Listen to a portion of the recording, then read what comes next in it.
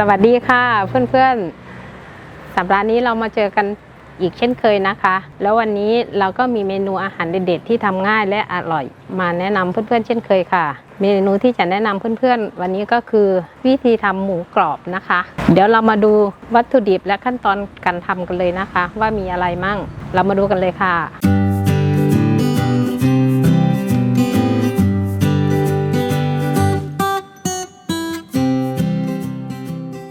วัตถุดิบหลักของเราก็คือหมู3ชั้นนะคะเราเลือกตรงที่มีมันน้อยๆนะคะแล้วก็เกลือน้ำส้มน้ำเปล่าไวน์ต้มนะคะเดี๋ยวเรามาดูขั้นตอนแรกเลยนะคะขั้นตอนแรกนี่เราซื้อหมูมาจากตลาดแล้วก็มาต้มประมาณ20นาทีนะคะแต่ว่าตอนที่เราต้มนี่คือเราใส่เกลือไป1ช้อนโต๊ะนะคะพร้อมต้มเลยต้มมา20นาทีพอหลังจากนั้นต้มเสร็จเราก็ได้หมูมาประมาณนี้ค่ะพอเอาหมูขึ้นจากที่เราต้มนะคะเราก็ใช้ซ่อมอะค่ะเราจะใช้ซ่อมถ้าเราไม่ได้เอาซ่อมมาเราก็ใช้ไม้จิ้มลูกชิ้นก็ได้นะคะซ่อมนี่ก็คือเราก็จะสับลงในเนื้อหมูนะคะเพื่อให้น้ำมันออกและน้ำที่อยู่ในหมูนี่ออกนะคะหลังจากนั้นเราก็ใช้มีดค่ะกรีดให้มันเป็นประมาณ2เซนนะคะหรือว่าเราอยากได้ชิ้นเล็กชิ้นใหญ่ตามสะดวกเลยนะคะแต่ว่าความลึกเราประมาณลงไปจากหนังหมูลงไปประมาณ2เซนเพื่อเวลาเราทอดมันจะได้สุกทั่วถึงนะคะหลังจากที่เรากรีดหนังหมูเสร็จเรียบร้อยเราก็ใช้น้ำส้มเทใส่ในจานนะคะประมาณ2ช้อนโต๊ะแล้วก็เอาทางหนังหมูนี่นะคะลงจุ่มแล้วก็แช่ไว้ประมาณ5นาทีเวลาเราทอดมันจะได้ไม่กระเด็นถ้าทำให้หนังหมูพองแล้วหลังจากนั้นเราก็ไปตากแดดไว้หมูกรอบนี้เราต้องทำใจเย็นๆนะคะแล้วก็ถ้าแดดจัดๆเนี่ยประมาณสัก 2-3 ชั่วโมงเพื่อให้หนังมันแห้งพอเราตากไว้ประมาณ 2-3 ชั่วโมงแล้วหนังก็จะแห้งประมาณนี้ค่ะเราก็มาทอดได้เลยคือเราจะทอด2ครั้งด้วยกันนะคะเดี๋ยวเรามาเริ่มทำการทอดรอบแรกกันก่อนค่ะเราเทน้ำมันใส่หม้อนะคะเราทอดไฟอ่อนๆรอบแรกเราจะทอดให้หนังมันแข็งๆนิดนึงเดี๋ยวรอน้ำมันร้อนก่อนนะคะเราอย่าใช้ไฟแรงรอบแรกอันนี้น้ำมันเริ่มอุ่นๆแล้วนะคะเราเอามือมาใส่ดูว่ามันเริ่มอุ่นแล้วเราก็เอาหมูใส่ลงไปเลยไม่ต้องรอให้ร้อนจัดนะคะก็คือใช้ที่คีบลงนะคะค่อยๆวางลงคล้ายๆกับเราต้มแต่อันนี้เราทอดไฟอ่อนๆไปเรื่อยๆพอน้ำมันเริ่มร้อนนะคะเสียงหนังหมูมันก็จะดังก๊อบๆหน่อยนึงก็ตอนนี้เราทอดประมาณ20นาทีแล้วนะคะเดี๋ยวเราเอาขึ้นพักให้มันเย็นนิดนึงนี่อะค่ะมันก็จะอยู่ประมาณนี้ค่ะประมาณ20นาทีเราก็จะได้หมูประมาณนี้เดี๋ยวรอให้มันเย็นก่อนนะคะแล้วเราก็จะมาทอดอีกรอบ2เพื่อให้หมูกรอบหนังฟูหลังจากที่เราเอาขึ้นมาพักให้มันเย็นนะคะตอนนี้เรามาทอดรอบ2เลยนะคะก็คือน้ำมันในกระทะนี่คือรอบนี้เราใช้ไฟแรงเลยนะคะเพื่อให้หนังหมูมันฟูแล้วก็กรอบค่ะเดี๋ยวเราตั้ง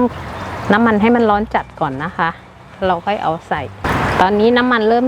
เดือดจัดแล้วนะคะเดี๋ยวเรามาเอาหมูใส่ไปเลยค่ะ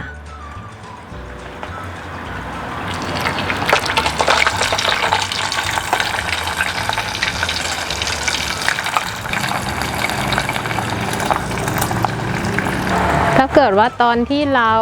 เอาไปผึ่งแดดแล้วไม่มีแดดเราสามารถเอาไปผึ่งพัดลมได้นะคะเพื่อให้หนังหมูมันแห้งค่ะเพราะบางครั้งแดดไม่มีเราก็ต้องใช้พัดลมเป่าเอาพอรอบ2นี้เราจะ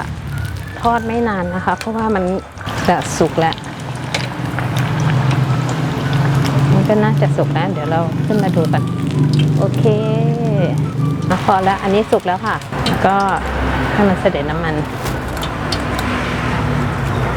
คือถ้าเรากลัวสุกไม่ทั่วถึงนะคะเราก็กรีดตรงร่องตรงนี้ค่ะให้มันลึกๆหน่อยนี่พออุ่นๆนะคะ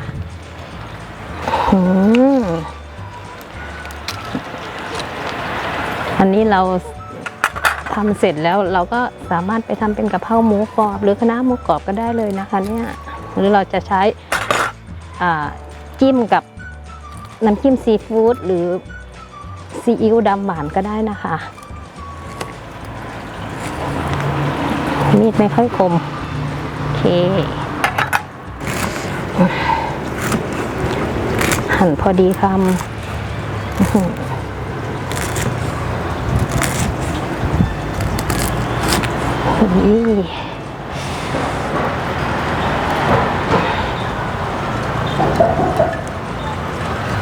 ยังไงดี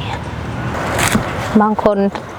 กลัวทำแล้วหนังไม่ฟูไม่อะไรเหมือนอย่างที่เขาทำขายในตลาดคือถ้าเราอยากให้ฟูนะคะตรงตอนที่เราตากน่ะยิ่งแห้งยิ่งดีค่ะไอ้หนังมันนะคะเพราะว่าเวลาเรามาทอดอ่ะมันจะได้ไม่มีน้ำมันหรืออะไรออกมาแล้วแบบจะทำไม่กระเด็นด้วย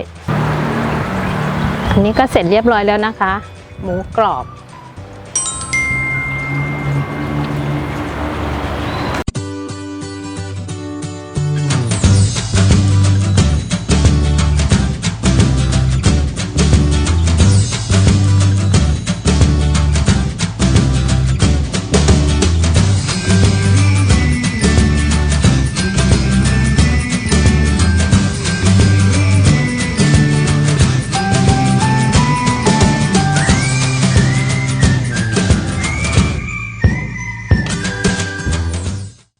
เสร็จแล้วเดี๋ยวเรามาชิมดูนะคะว่ากรอบนอกนุ่มใน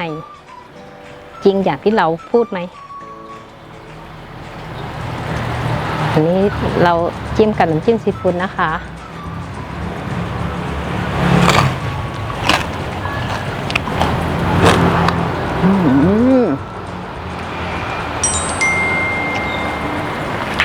กรอบมากค่ะได้ยินไหมคะเสียงเคี้ยวเมื่อกี้เดี๋ยวเพื่อนๆลองหัดทำดูนะคะหมูกรอบไม่ยากอย่างที่คิดค่ะก็ถ้าเพื่อนๆชอบเมนูนี้นะคะก็ฝากกดไลค์กดแชร์กด Subscribe เพื่อเป็นกำลังใจให้พวกเราได้ทำคลิปใหม่ๆมาให้เพื่อนๆได้ชมกันอีกด้วยนะคะหวังว่าสัปดาห์หน้าเรามาเจอกันอีกนะคะขอบคุณมากค่ะบ๊ายบายสวัสดีค่ะขออีกชิ้นหนึ่งได้ปะ